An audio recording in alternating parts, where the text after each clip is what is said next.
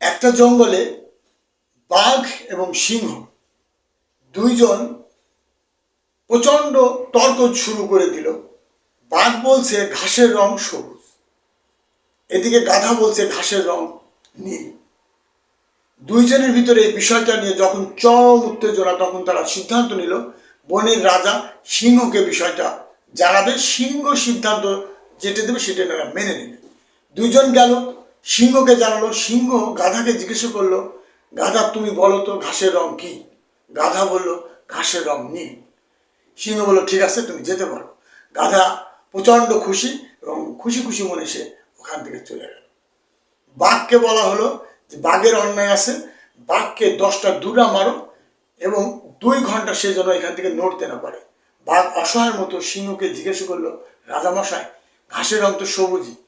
তখন সিংহ বলল, ঘাসের রং সবুজ বা নীল এইটা জন্য আমি তোমাকে শাস্তি দিইনি। আমি শাস্তি দিয়েছি তুমি একটা বুদ্ধিমান এবং শক্তিশালী প্রাণী হয়ে গাধার সাথে কেন তর্কে গিয়েছো, এটা তোমার অন্যায় এবং এর জন্য আমি তোমাকে শাস্তি দিয়েছি। আমাদের সমাজে অনেক সময় আমরা এমন কারোর সাথে তর্ক করে ফেলি যে তর্কটা সত্যি অবান্তর। সকলে ভালো থাকবে।